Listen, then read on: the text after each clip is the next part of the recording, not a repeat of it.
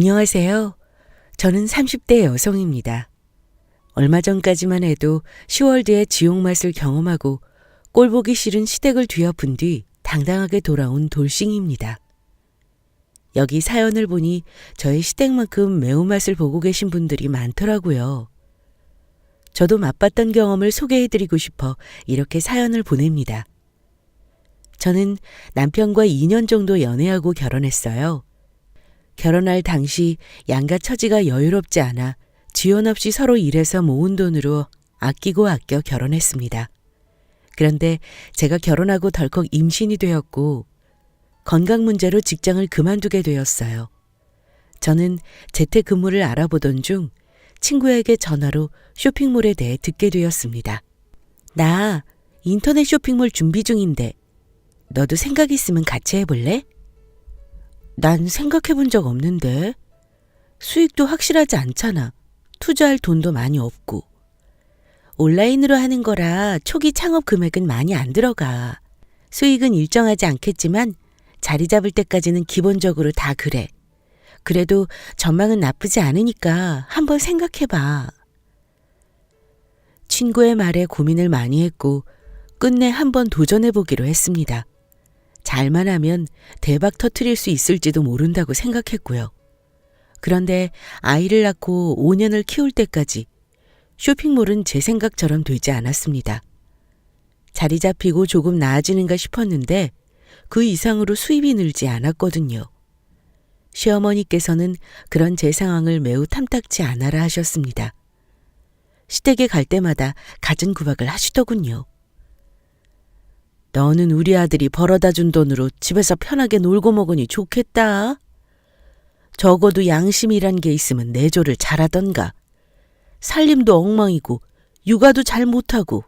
에휴, 어디서 저런 걸 만나서 데려왔는지. 집안에 여자가 잘 들어와야 하는데. 어머님, 제가 남편만큼 버는 건 아니지만 살림하고 아이 보면서 시간 쪼개 일하고 있어요. 적은 금액이라도 살림에 보태고 있고요. 제 딴에는 열심히 노력하는 건데 그렇게 말씀하시니 서운해요. 서운은 무슨. 내가 내 입장 되어봐라. 이런 말이 나오나. 세상에 5년을 놀고 먹으면서 쥐꼬리만큼 버는 며느리가 어디 있어. 우리 아들만 죽어나게. 그렇다고 입 떡 벌어지게 살림을 잘하는 것도 아니고 말이야. 내가 아주 너 때문에 속상해서 늙는다 늙어. 시어머니가 몇 마디 했다고 말대꾸 하는 것 좀 봐. 항상 이런 식으로 말씀하시니 시어머니하고 저의 관계는 좋지 않았습니다. 남편에게 어머니의 말씀이 참 상처가 된다고 중재를 해달라고 이야기해도 남편은 되려 그런 저에게 뭐라고 했습니다. 너는 우리 엄마가 다 너 생각하고 걱정해서 하는 말을 뭘 그렇게 예민하게 받아들이냐? 하여간 성질은. 그리고 우리 엄마가 말하면 그냥 내내 하고 끝내. 뭐하러 말대꾸해서 더 혼날 짓을 하고 그래. 그러니까 엄마가 버릇없다고 하지. 넌 내가 버릇없게 말한다고 뭐라고 하지 말고 어머님의 말씀이 어땠는지 생각을 해봐. 그게 며느리에게 할 소리야? 해도 너무하시잖아. 아, 됐어. 어머니랑 똑같은 너한테 이야기한 내가 미쳤지.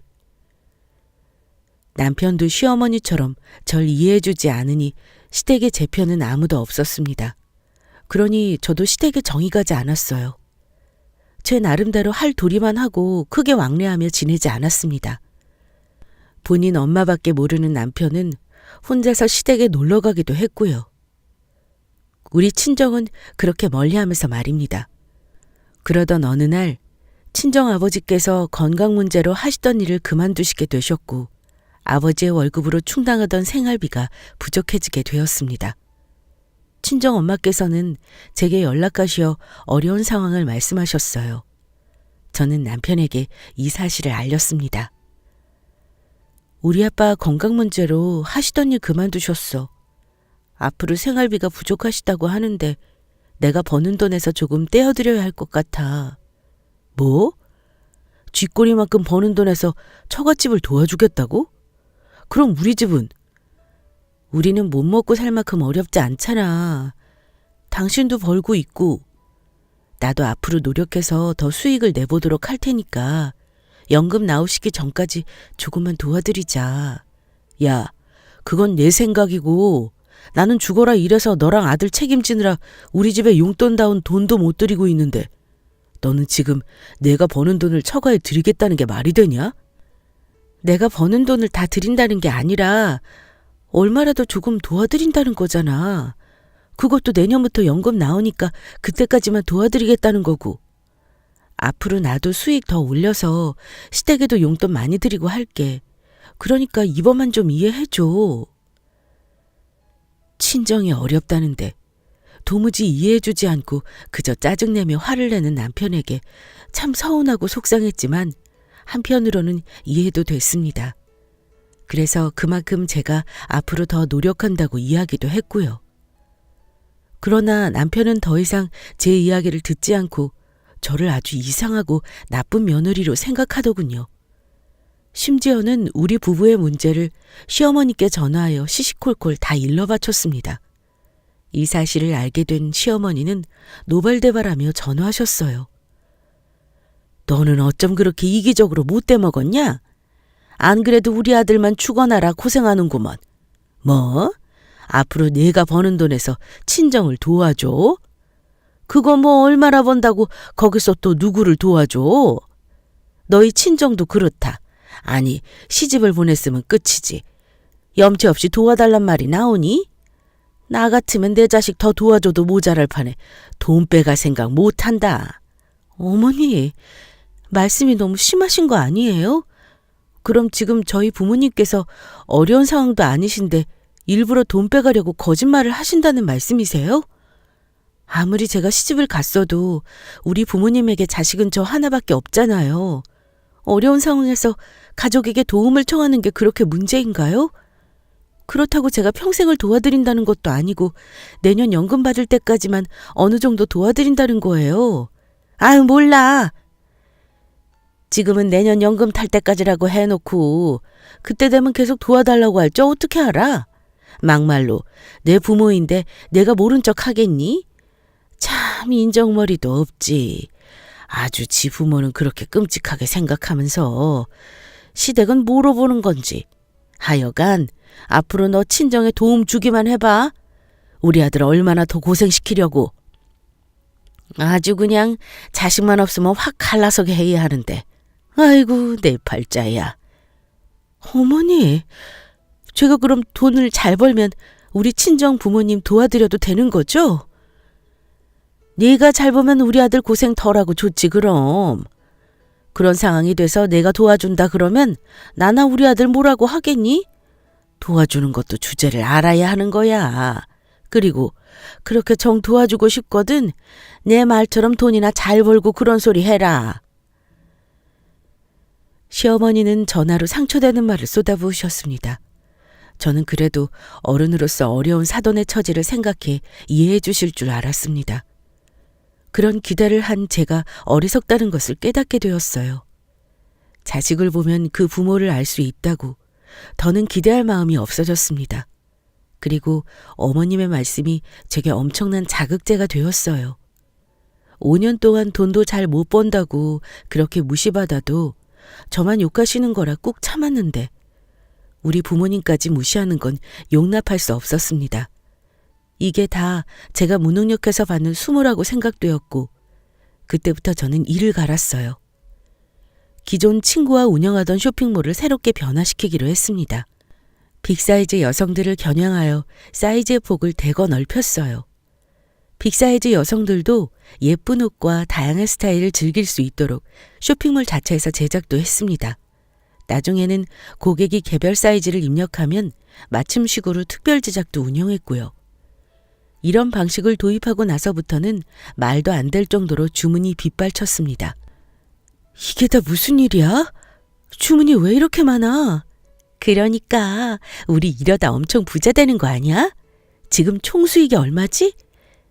대략적으로만 계산해도 몇 천은 돼. 성공적인 전략으로 친구와 저는 일이 많아짐과 동시에 돈벼락을 맞게 되었습니다. 그리고 이 사실을 시댁에 알리고 싶어 남편에게 슬쩍 흘렸어요. 보나마나 남편이 시어머니께 말씀드릴 것이 분명했기 때문입니다. 이거 이번 달 수입이야. 놀라지 말고 잘 살펴봐. 남편에게 계좌에 입금된 금액을 보여주었습니다. 남편은 점차 눈이 커지더니 손으로 천천히 숫자를 세어보더군요. 이게 다 얼마야?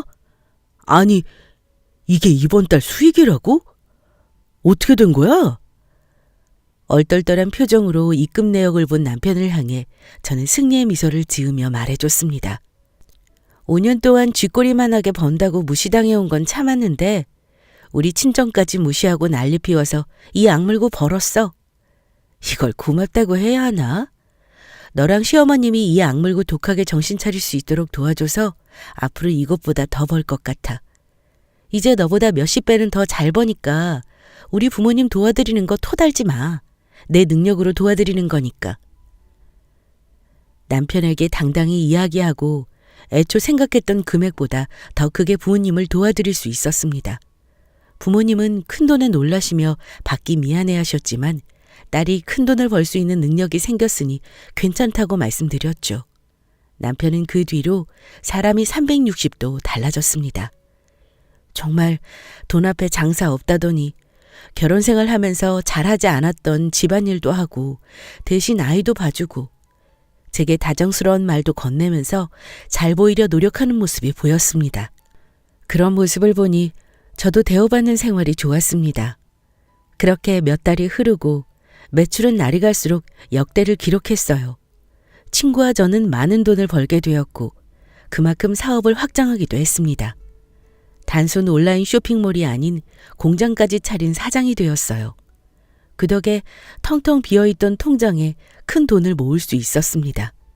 그 사실을 아는 남편이 하루는 제게 와서 아쉬운 소리를 하기 시작하더군요. 자기야, 우리 이번에 아파트 전세 재계약해야 하는데 자기 돈 많이 벌었으니까 대출 받을 일 없겠네. 벌써 재계약할 때가 왔나? 시간 참 빠르네. 응, 그래서 말인데 자기 돈도 많이 벌었는데 우리 전세 말고 그냥 아파트 살까? 막말로 자기 돈도 엄청 많이 모았고 오른 전셋값 내는 것보다 그냥 우리 집 딱 장만하는 게 더 낫지 않아? 요즘 집값 오르는 것도 장난 아니던데 더 이득 아니야? 그렇네. 이참에 집 하나 사서 이사 가야 하나? 그래, 우리 이참에 공동명의로 집 하나 딱 장만하자. 주변에서 얼마나 부러워하겠어? 잠깐, 왜 공동명의야? 우린 부부니까 당연히 공동명의지. 내가 죽어라 벌어서 내 돈으로 사는 건데 당신 명의는 아니지. 그건 그런데 그렇게 일일이 따지니까 서운하다. 나 돈 많이 못 벌 때 당신은 나보다 더 했거든? 됐고 공동명의 안 할 거니까 그렇게 알아. 조금의 국물이라도 떨어질까 들러붙는 남편에게 엄포를 놓고 이사갈 집을 알아보았습니다. 집 근처에 괜찮은 아파트가 있더군요. 나름 고급 아파트라 비싸긴 해도 미래를 보았을 때 값이 많이 오를 거라 생각했고 그 아파트로 알아보고 있었죠. 남편은 아내 덕에 좋은 집으로 이사 간다니 그저 좋은지 이 사실을 시댁에 자랑했습니다. 어느 날은 시어머니께서 저를 위해 맛있는 식사를 준비했다며 남편과 같이 오라고 하더군요. 용돈이 필요하신가 싶어 내키지 않았지만 어쩔 수 없이 남편과 시댁으로 향했습니다. 우리 며느리 왔니? 요즘 일한다고 고생이 많지? 일이 얼마나 많으면 얼굴이 아주 반쪽이 됐네. 내가 너 몸보신하라고 보양식으로만 준비했다. 얼른 먹어라. 돈 못 벌 때는 며느리는 죽어라 집안일만 시키고 아들 입에 들어가는 것만 생각하시던 시어머니가 제게 다른 태도를 보이시니 한편으론 내가 진짜 성공하기는 했구나 싶었습니다. 그리고 남편이 누구를 닮아 이렇게 속물인가 했는데 다 시어머니를 닮은 것이었더군요. 시어머니께서 준비하신 밥을 먹고 용돈이나 드리고 슬슬 가야겠다고 했는데 귀엽고 천천히 과일도 먹고 가라고 하시더군요. 이때부터 뭔가 느낌이 싸한 게 꿍꿍이가 있다 싶었습니다. 아니나 다를까 시어머니는 과일을 먹는 제게 이사 이야기를 꺼내시더군요. 너희 이번에 엄청 좋은 아파트로 이사할 생각이라며? 그런 거 보니까 우리 며느리가 정말 성공하긴 했나 보다. 이참에 아파트를 산다고 하니. 엄마, 이 사람 통장에 돈 장난 아니게 많이 모았어. 우리 이제 부자라니까. 아이고, 그렇게나? 너희 이러다가 진짜 큰 부자 되는 거 아니야? 저기 우리 며느리, 내가 그래서 하는 말인데 부탁 하나만 들어주면 안 될까?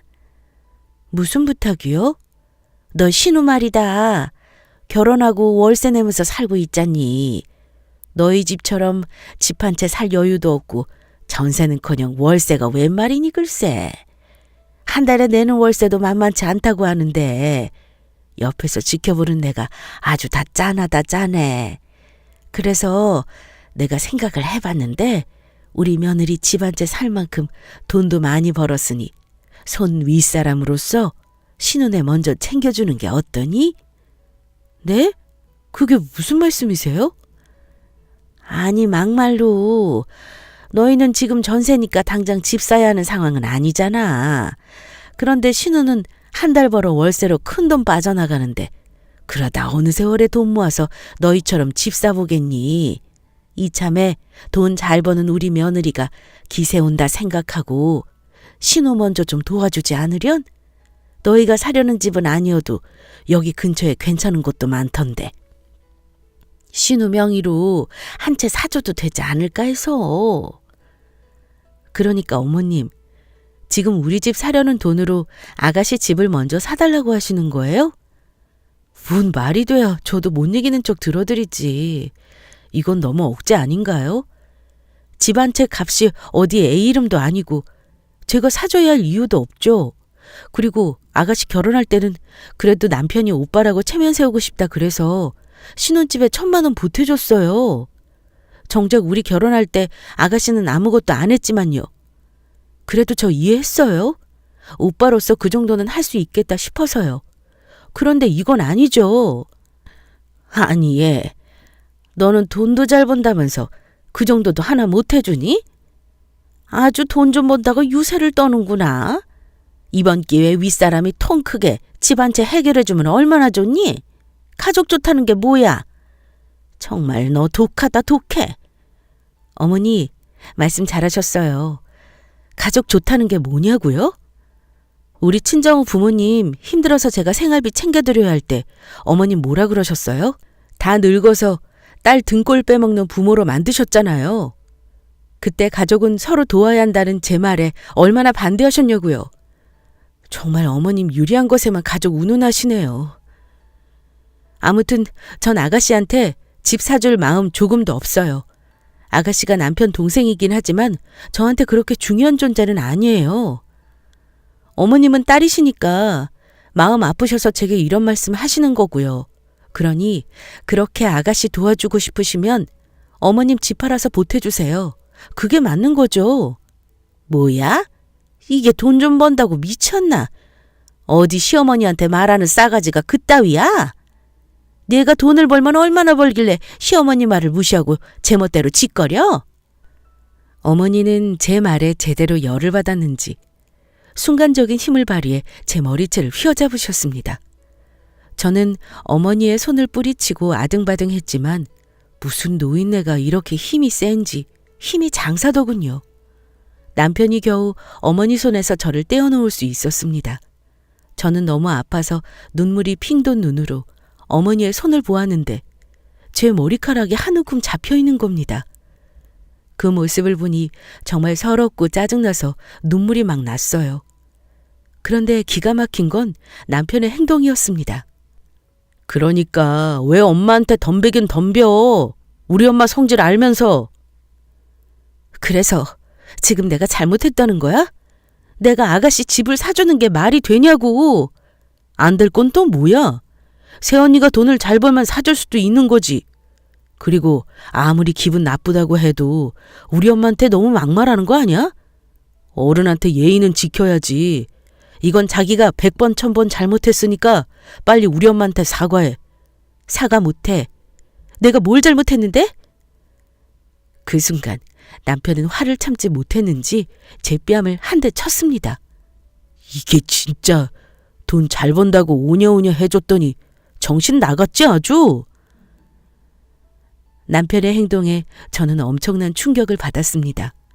여태 어머니와 갈등 상황에서 한 번도 제 편을 안 들어준 남편이라 놀랄 것은 없었는데 이렇게 손찌검한 것은 처음 있는 일이라 충격과 배신감이 크게 휘몰아쳤습니다. 더 이상 이걸 남편이라고 믿고 살고 싶지 않아졌어요. 저는 그런 남편을 노려보다 그대로 짐과 아이를 챙겨 나왔고 곧바로 친정으로 가서 엄마의 얼굴을 보는 순간 눈물이 막 흘러내렸습니다. 결국 부모님께 모든 사실을 다 말씀드리고 이혼을 생각하고 있다고 하니 속상해하셨지만 그동안의 이야기를 들으시고는 고향 것들이라며 고생하지 말고 그냥 이혼하라고 하셨어요. 그런데 문제는 그냥 순순히 이혼하는 것이 제 성에 차지 않았습니다. 변호사에게 상담받고 곧바로 병원에 가서 진단서를 끊어서 이혼 준비를 시작했습니다. 그리고 남편과 시어머니에게 빅엿을 먹이기 위한 계획도 세웠고요. 그동안 남편과 시어머니는 잘못을 인정하고 사과하면 용서해 준다면서 계속 연락을 해왔습니다. 저는 며칠 후 혼자 시어머니 집에 갔습니다. 그래, 그동안 반성 좀 했냐? 네, 어머니. 제가 곰곰이 생각해봤는데 잘못 생각한 것 같아요. 그러냐? 마음 같아서는 어림도 없지만 내가 그렇게까지 말하니 내가 어른으로서 한번 용서해주마. 하지만 다음부터는 절대 어림없어. 네, 어머님. 그럼 저랑 같이 백화점에 가요. 아가씨 없는 돈에 신혼집 차려서 살림도 형편없잖아요. 옳지. 내가 이제야 윗사람 노릇을 하는구나. 그래, 이사 가기 전에 살림살이 싹 바꾸면 좋지. 금방 준비하고 나오마. 시어머니는 제 말을 듣고 룰루랄라 신이 나서 빠르게 준비하고 나오더군요. 저는 시어머니와 함께 백화점에 가서 냉장고, 텔레비전, 세탁기 등을 카드로 샀습니다. 시어머니는 비싸고 좋은 가전제품을 보면서 마음에 들었는지 엄청 기분 좋아했습니다. 저는 그 꼴을 보고 속으로 웃었고요. 왜 돈 쓰고 웃냐고요? 사실 제가 결제한 카드는 제 명의가 아니기 때문이었습니다. 바로 남편 카드였죠. 제가 돈을 잘 벌게 되고 나서 남편의 애교에 넘어가 카드값을 내주었고 남편은 그런 저를 믿고 카드의 한도를 최대로 올렸었죠. 아가씨네 가전제품을 모두 남편의 카드로 결제하고 조금 지나니 남편한테 전화가 엄청 오더군요. 저는 전화를 무시하고 문자로 시댁에서 기다리라고 했습니다. 아무것도 모르는 어머니는 저와 함께 집으로 향했죠. 집에 들어가니 남편이 난리가 났습니다. 지금 엄마랑 어딜 다녀오는 거야? 그리고 당신 도대체 이 문자가 다 뭐야? 백화점에서 얼마나 쓴 거냐고? 미쳤어? 아니 이게 무슨 소리니? 신우이 가전제품 바꿔준다고 쓴 돈을 왜 아들이 난리치고 그래? 화내는 남편의 모습을 보고 어리둥절한 시어머니에게 저는 지갑 속에 있던 남편의 카드를 꺼내어 보여주었습니다. 오늘 어머니랑 제가 긁은 카드가 어머님 아들 카드거든요. 뭐? 아니 이게 다 무슨 소리야 그래? 왜 많이 번 내 돈을 안 쓰고 우리 아들 카드를 써? 손윗사람인 오빠가 동생 생각해서 가전제품 바꿔주는 게 뭐 잘못된 일인가요? 원래 어머님 아들이 해야 할 도리를 자꾸 제게 강요하시길래 어쩔 수 없이 제가 도와드렸어요. 어때요? 이제 아들이 윗사람 구실했죠? 이게 지금 감히 날 가지고 장난을 쳐? 너 진짜 어디 한번 더 혼나볼래? 시어머니는 소리를 고래고래 지르며 또 저의 머리채를 잡을 기세였습니다. 전 그 모습을 보고 재빨리 가방에서 진단서를 꺼내 보여드렸습니다. 제 몸에 또 손대셨다간 진단서가 이게 끝이 아닐 겁니다. 그날 머리채 잡히고 뺨 맞은 거 진단서 끊어놨거든요. 사진도 다 찍어놨고요. 감사하다고 해야 할지 모르겠지만 이혼에 유리한 증거가 될 것 같아요. 뭐? 이혼? 당신 미쳤어? 이혼이 장난이야? 지금 잘못한 사람이 누군데 이혼 타령이야? 그러니까 지금 잘못한 사람이 누군데 나한테 목소리를 높여? 난 이제 거지근성 가득한 너희 집구석이랑은 더 이상 못 살아. 너랑도 같이 살 마음 없고 우리 이혼해. 저는 남편에게 큰 소리로 이혼하자고 말했습니다. 이혼하자는 제 말에 남편은 놀란 듯 잠시 주춤하더니 이내 비열하게 웃으며 제게 말하더군요. 내가 이혼하자고 하면 내가 벌벌 길까봐 이러나 본데.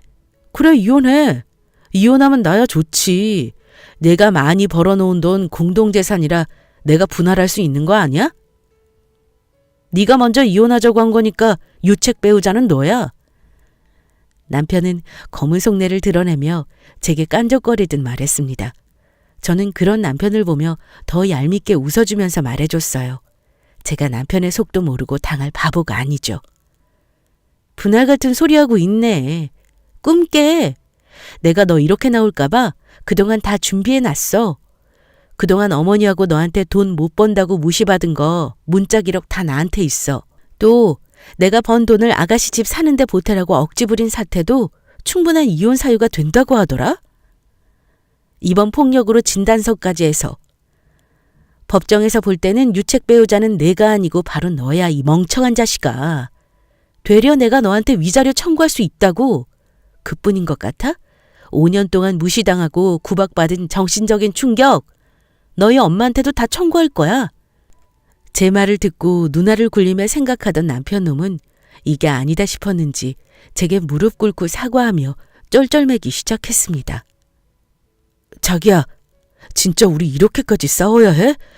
나 정말 자기랑 행복하게 살아도 부족한데 이렇게 싸우기 싫어. 곰곰이 생각해보니까 그동안 자기가 한 말이 다 맞아. 엄마랑 내가 잘못했어. 엄마도 뭐해? 빨리 사과하지 않고. 솔직히 우리 아내가 힘들게 고생해서 번 돈을 왜 동생한테 쓰라고 해? 이제부터는 내가 엄마 말 다 안 듣고 무조건 자기 편 들게. 진짜야. 내가 진짜 생각해보니까 우리 엄마 말이 다 틀려. 그걸 너무 늦게 깨달아서 미안해, 자기야. 남편의 되지도 않는 소리를 듣고 있자니 헛웃음만 나왔습니다. 남편의 말과 태도에 어머니는 적잖은 충격을 받은 것 같고요. 저는 그러거나 말거나 카드를 남편 손에 건네주면서 말했습니다. 이제라도 알았으면 됐어. 그래도 마지막은 사람으로 보일 수 있게 해줘서 고맙다. 그리고 이거 내 카드 돌려줄게. 꼭 동생한테 생색 내고 연락할 테니까 법원에서 보자. 남편은 계속 잘못했다며 저를 따라 나오며 빌었지만 저는 그런 남편을 무시한 채 제 갈 길 갔습니다. 시어머니는 멍하니 서 있기만 했고요. 졸졸 따라 나오는 남편은 뒤로하고 택시 타고 친정으로 돌아왔고 남편은 친정에도 찾아오고 제게 계속 연락해대며 잘못했다고 싹싹 빌고 있습니다. 아이를 생각해서 좋게 이혼하자고 하였으나 싫다며 매달리길래 바로 이혼 소송으로 들어갔고 이혼은 제게 유리한 쪽으로 마무리되었습니다. 비싼 변호사를 고용했더니 재산도 지킬 수 있었고 아이도 제가 키울 수 있게 되었죠. 그리고 시어머니에게 정신적 보상금도 받을 수 있었습니다. 이후에도 남편은 자신을 다시 받아달라며 찾아오는 통에 적금금지 신청도 했으나 이참에 이사를 해야겠다 생각해서 부모님과 아이를 데리고 고급 아파트를 한 채 사서 이사했습니다. 그리고 부모님, 아이와 함께 평화로운 나날을 보내고 있어요. 말도 안 되는 억지로 복을 찾으니 아마 남편과 시어머니는 평생 땅을 치며 후회할 겁니다. 긴 글 들어주셔서 감사합니다.